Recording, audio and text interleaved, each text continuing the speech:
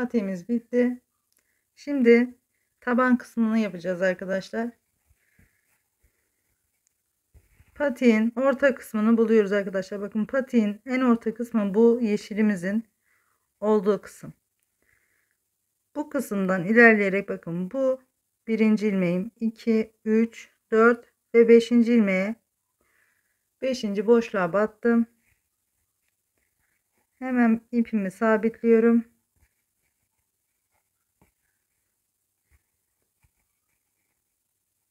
Bu şekilde.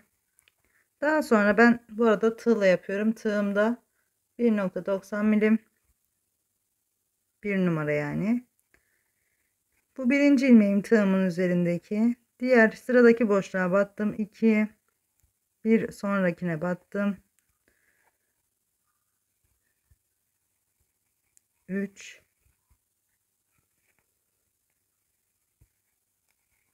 4 ve 5. Bakın. 5. ilmeğim bu ortadaki ilmeğin sağ kısmındaki boşluğa denk gelmiş oldu. Sonrakine batıyorum. 6, 7, 8, 9 ve 10. Bakın 2, 4, 6, 8 ve 10 tane ilmeğim var şu an tığımın üzerinde. Bir sonraki boşluğa battım. Bakın sıradaki. Bakın 10 tane var. Sonraki bakın buna battık. Şimdi sonraki boşluğa batıyorum. İlmeğimi çekiyorum. Şu an 11 tane ilmeğim var. Bakın bu son almış olduğum ilmeği ben ilk 2 ilmeğimin içinden geçiriyorum. Daha sonra yine ikişer ikişer çekerek devam ediyorum.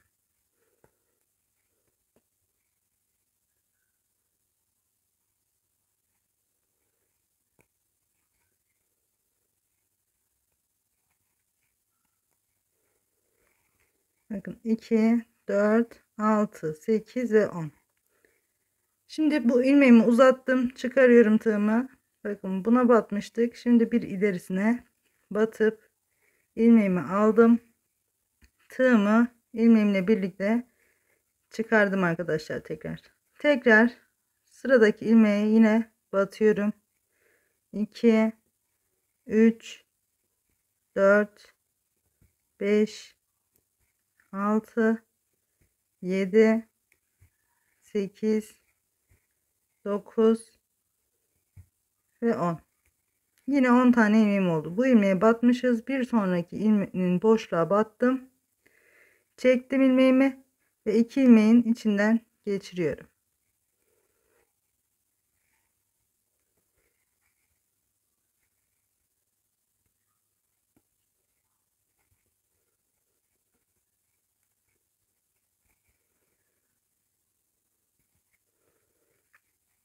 Tekrar ilmeğimi uzattım. Bir sonraki boşluğa battım. İlmeğimi sıradaki boşluğun içinden çektim. Yine bütün ilmeklerimi topluyorum tığımın üzerine.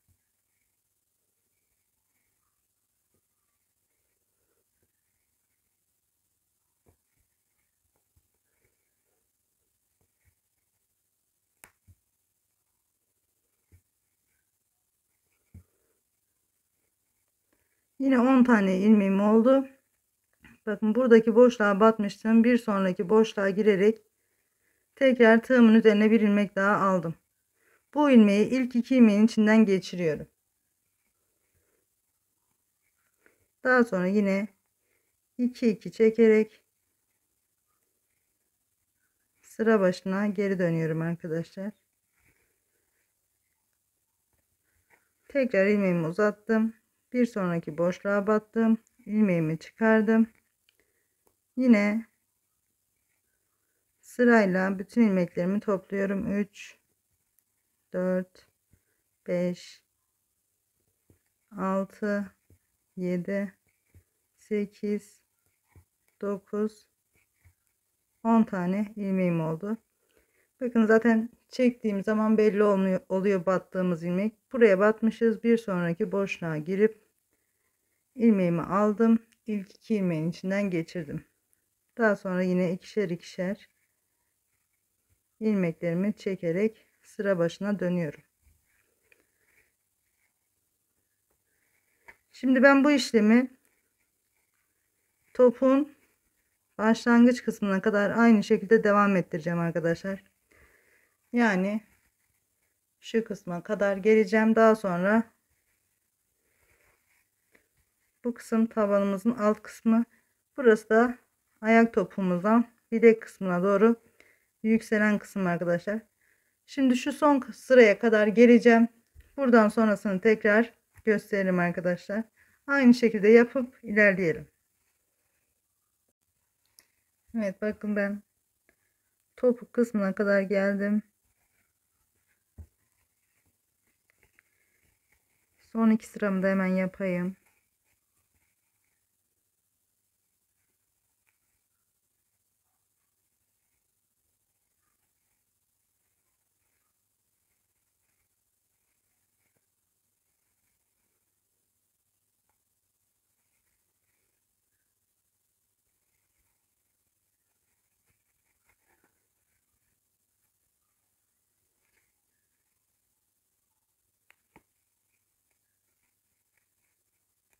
Sayılarımız da denk geldi arkadaşlar bu patikte.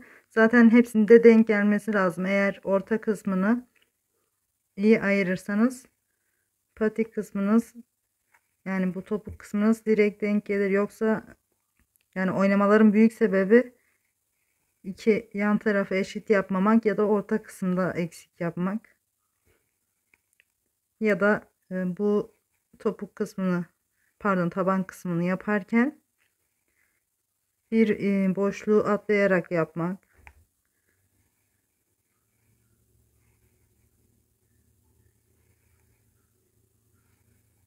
Bakın son boşluğuma da batıyorum.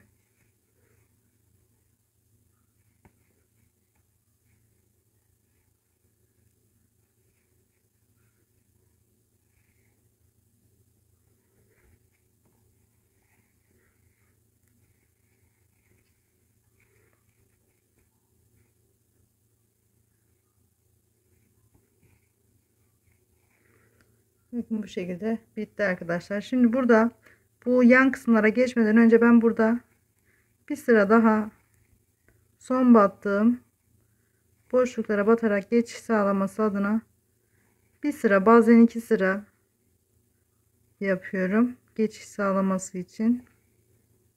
Daha sonra yan kısımlara geçiyorum. Bakın yine az önce batmış olduğum boşluğa batıyorum. Bakın. Daha sonra ikişer ikişer çekiyorum. Yani siz bunu yapmak istemiyorsanız yapmayın, ama ben bazen, yani şu an bir sıra yaptım, hani denk geldi direkt, yani çekme olmaz diye düşünüyorum. Bazen 2 sırada yapıyorum arkadaşlar. Eğer patiğim küçük olursa ya da işte çok sıkı yapmışsam, geçiş sağlaması için top kısmına da 2 sıra, bazen son sıraya batarak yapıyorum. Şimdi bakın, burada boşluklara batarak ilerlemiştik. Burada boşluklara batmıyoruz arkadaşlar. Burada bu ilk ilmeğimizin şu telini alarak yapıyoruz. Tıpkı tığlarımızın üzerinde toparlarken yanları yaptığımız gibi. Burada bu telin içinden ilmeğimi aldım. İlmeğimi 2 ilmeğin içinden geçirerek çektim. Yine ikişer ikişer çekerek topluyorum.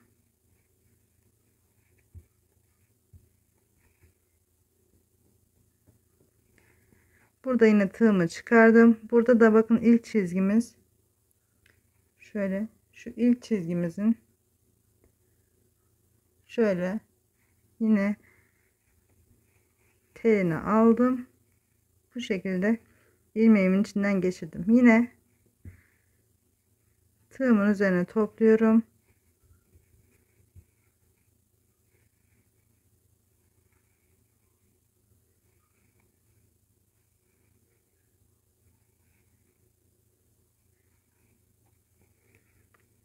Bakın bir son bunu ilk ilmeğimizi almıştık. Şimdi buradakine şu şekilde girdim. İlmeğimi içinden çektim ve bu ilmeği iki ilmeğin içinden geçiriyorum. Yine ikişer ikişer devam ediyorum.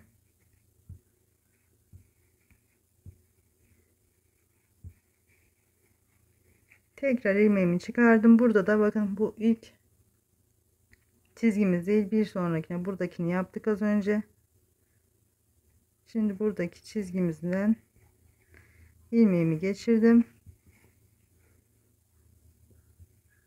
Yine ilmeklerimi topluyorum.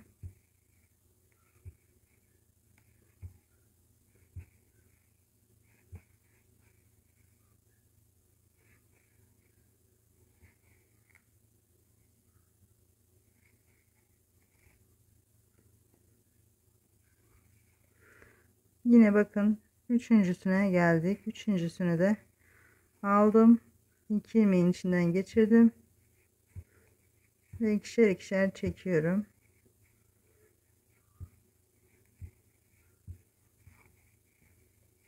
Bakın top kısmımız oluşmaya başladı.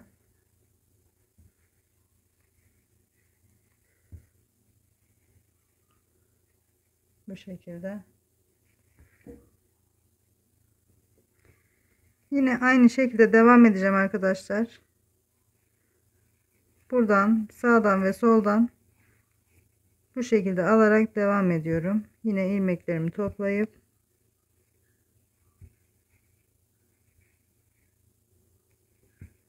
son kısımda 6 tane bu tunus ilmeklerimizden olacak. Şöyle bakın 1 2 3 4 5 ve 6. Şu 6 tane, şu baştakini de sayıyorum ben. Şöyle 2 4 6 tane kaldığı zaman kesme işlemine başlayacağız. Şimdi o kısma kadar gelelim.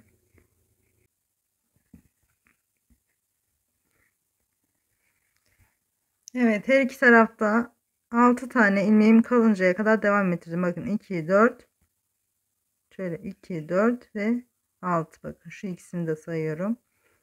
Bu tarafta da yine bakın bu ilmeğimi çektiğim sıradan sonra 2 4 ve 6. Şimdi burada topumuzu kesmeye başlıyoruz. Bu ilmeğimin üzerindeki ilmek 1. Bu iki ilmeği birlikte kestim.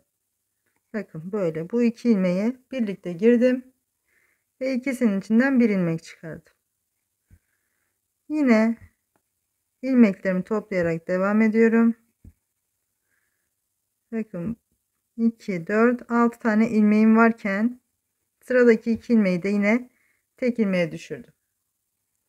Kalan bir ilmeğimi de ördüm ve yandaki sıradan aldım ve iki ilmeğin içinden geçirdim arkadaşlar.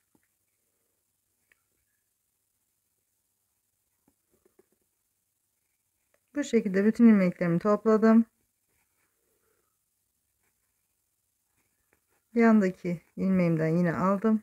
Yine bu bir ilmeğim. Bu sıradaki iki ilmeğe girip ilmeğimi çıkardım ve tek ilmeğe düşürdüm. Yine ilmeklerimi topluyorum. 4 ilmeğim varken 2 ilmeği birlikte alıp tek ilmeğe düşürüyorum. Kalan bir ilmeğimi de topladım. Tekrar yandaki sıradan aldım ve ilmeğimi iki ilmeğin içinden geçirdim. Yine hepsini çekerek devam ediyorum. Tekrar bu yandan da aynı şekilde aldım. Ben bu yan kısmını hep bu şekilde yapıyorum arkadaşlar. Çoğu kişi daha doğrusu yani görüyorum.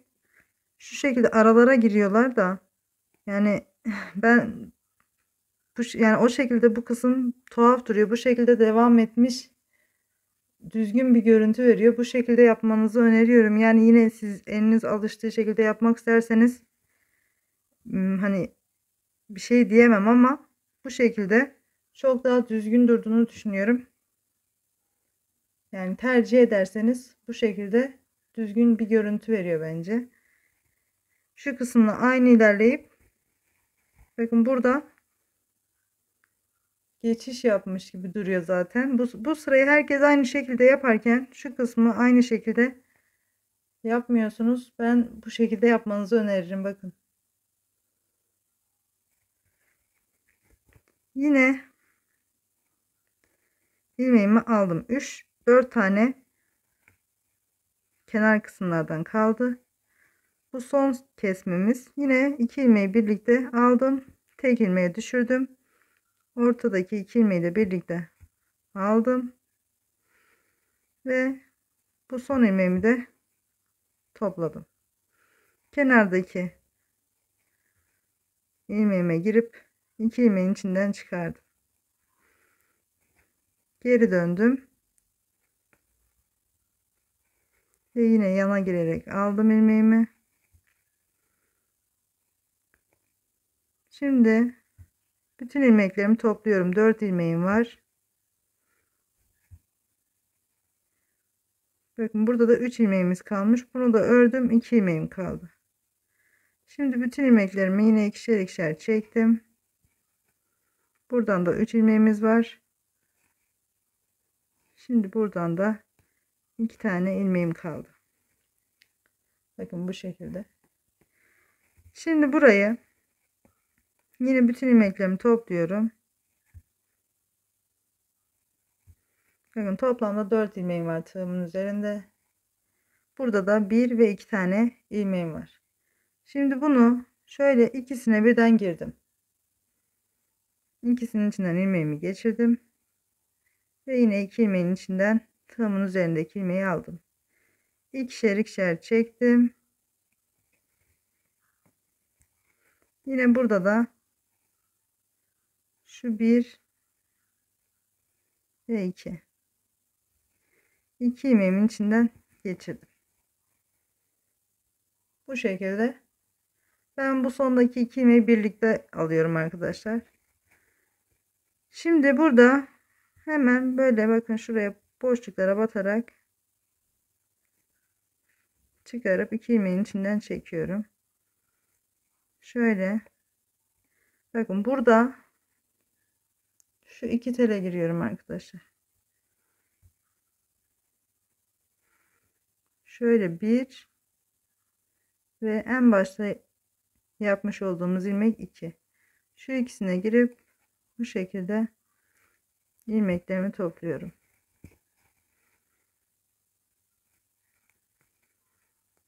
Şimdi bu sırayı bu şekilde bitirip şu yine bilek kısmının, topuk kısmının arka kısmına kadar gelelim. Daha sonra yine devam edeceğiz beraber. Evet bakın son kısma kadar geldim. Bu şekilde bütün sırayı döndüm arkadaşlar. Bakın bu sonuncuya geldiğim zaman yine burada da tığımı çıkarıp ilmeğimi buradan içeri çekip şöyle zincirlerle hem düğümlemiş oluyorum hem de biraz aşağı indirerek ipimi koparacağım.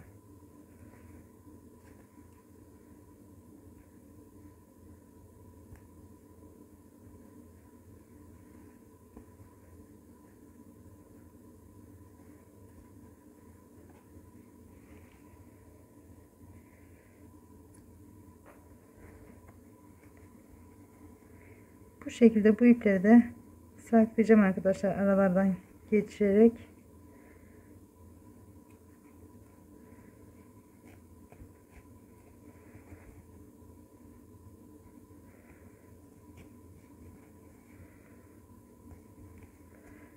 Şimdi hemen iplerimi daha sonra temizlerim. Şimdi bu kenar kısmına renkli iplerle de bir kenar modeli yapacağım arkadaşlar. Ben yine bu son yaptığım ilmekten başlıyorum. İpimi bir düğümle sabitledim.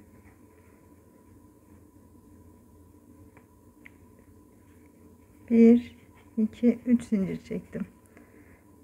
Aynı yere tekrar batıyorum arkadaşlar. Bu model bizim bu papatyalarımızın yapraklarına daha çok yakışacağını düşünüyorum. Şimdi bir boşluk bıraktım. İkinci boşluğa tekrar battım. 3 zincir çekiyorum. Aynı boşluğa tekrar batıyorum.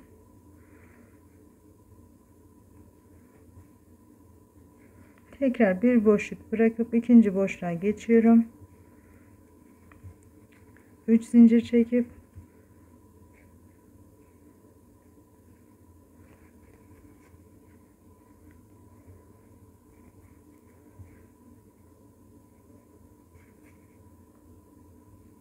bu şekilde bütün kenarını tığlayacağım arkadaşlar. Yine final kısmında patiğin son halini atarım arkadaşlar. Bakın bu çiçeklerimizin yapraklarına uygun bir kenar modeli. Çıtı pıtı duruyor. Bu şekilde patiğimizi dönüp bilek kısmını dönüp gelelim arkadaşlar. Patiğimin son hali bu şekilde. Umarım sizler de beğenip benimle birlikte yaparsınız. Videolarımı beğenmeyi, fikirlerinizi yorumlara yazmayı ve kanalıma abone olmayı unutmayın arkadaşlar. Bir sonraki videoda görüşmek üzere. Hepiniz Allah'a emanet olun.